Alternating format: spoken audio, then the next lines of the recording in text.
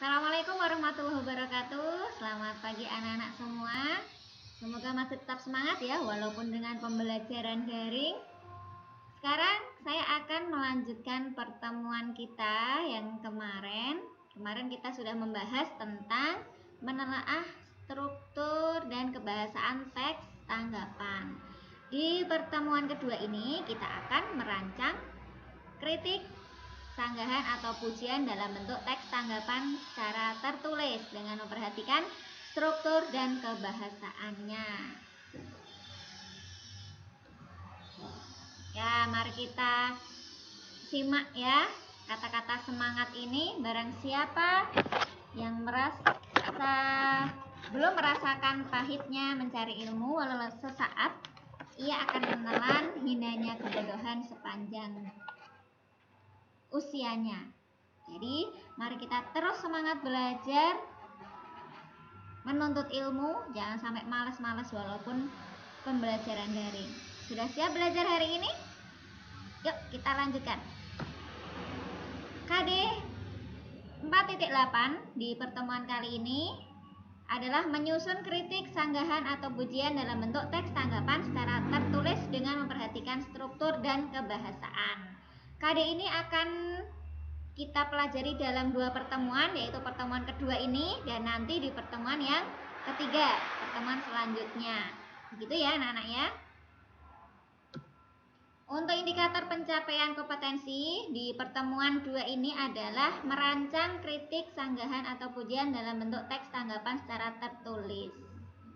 Dan tujuan pembelajarannya nanti dengan kegiatan pembelajaran Think Pair Share kita akan belajar kalian bisa merancang kritik, sanggahan atau pujian dalam bentuk teks tanggapan secara tertulis. Itu ya. Kemudian langkah-langkah merancang teks tanggapan. Yang pertama, menentukan objeknya. Kemudian yang kedua, menggambarkan keadaan atau proses terjadinya objek. Yang ketiga, menilai kelebihan dan kelemahan serta menyampaikan saran-saran, gitu ya. Yang tahap pertama, jadi ada 3 tahap ketika kita merancang suatu objek nanti. Yang pertama, menentukan objek. Jadi objek apa yang akan kita berikan kritik atau pujian atau saran. Suatu misal kita akan memberikan suatu tanggapan tentang suatu lukisan. Berarti kita objeknya adalah lukisan. Kemudian yang kedua adalah menggambarkan keadaan atau proses terjadinya suatu objek. Jadi objek itu kita deskripsikan, kita jelaskan secara rinci. Kemudian tahap yang ketiga, kita menilai kelebihan dan kelemahan. Ya, kelebihannya apa, kekurangannya apa, ditulis dan disampaikan. Itu ya, ada 3 tahap dalam merancang teks tanggapan. Dalam merancang ini kita buat poin-poinnya dulu. Kita hanya menuliskan poin-poinnya dulu.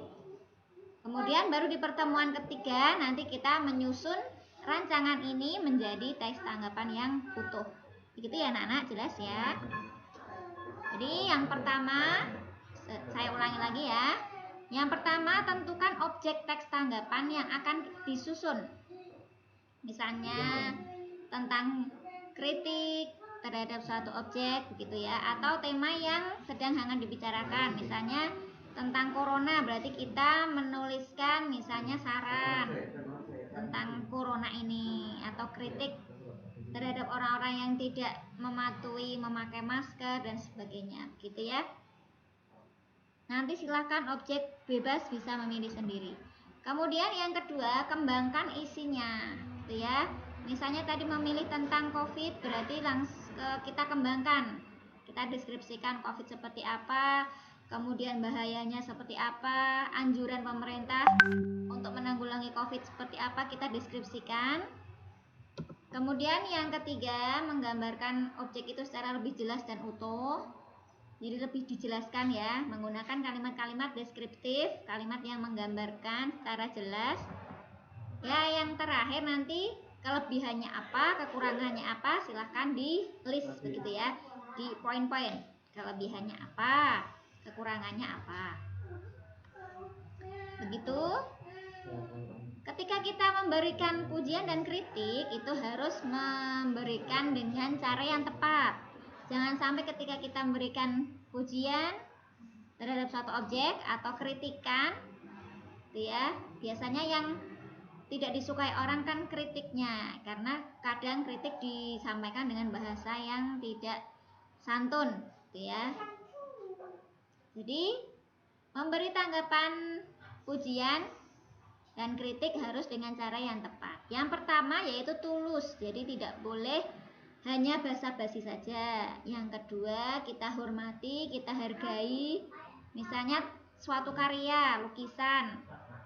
Ketika kita memuji juga memuji dengan tulus. Kita hargai lukisannya bagus, sangat artistik, begitu misalnya. Kemudian waktunya juga kita memberikan kritik yang sesuai. Kemudian dengan bahasa yang santun. Dan kita puji orangnya juga ya, orang yang pelukis itu, bukan hanya objeknya saja, gitu ya. Jadi tujuan memuji itu untuk orang lain, bukan terus kita malah membicarakan kelebihan kita sendiri. Itu cara-cara memuji dengan tepat. Ketika kita mengkritik, menyampaikan kritikan, yang harus kita hindari adalah yang pertama, yaitu menjurus pada menghujat. Jadi tidak boleh mengkritik dengan menghujat seorang itu atau menghujat objek itu. Misalnya lukisannya jelek atau tidak ada nilai artistiknya, nah itu berarti tidak pas, begitu ya. Kemudian mengkritik tanpa tahu fakta. Yang kedua, mengkritik di depan orang lain. Kemudian hanya menyoroti kesalahannya saja, tidak boleh. Dan punya standar ganda juga tidak boleh. Jadi mengkritik itu harus dengan santun, sampaikan dengan bahasa yang santun. Bisa diawali dengan pujian dulu, kemudian baru menyampaikan kritiknya. Nah itu tadi anak-anak, pembahasan kita tentang merancang teks tanggapan, merancang kritik, saran, pujian menjadi teks tanggapan. Jadi ada 3 langkah tadi. Sekarang nanti kita sama-sama kalian diskusi dengan teman. Yang pertama menentukan objek dulu, kemudian menggambarkan keadaan objeknya, kemudian menilai kelebihan dan kekurangannya. Kemudian di pertemuan mendatang kita susun rancangan ini menjadi teks tanggapan yang utuh dengan memperhatikan struktur dan ciri kebahasaan teks tanggapan. Gitu ya anak-anak, jika ada pertanyaan silahkan nanti ditanyakan di forum diskusi. Saya akhiri, Assalamualaikum warahmatullahi wabarakatuh.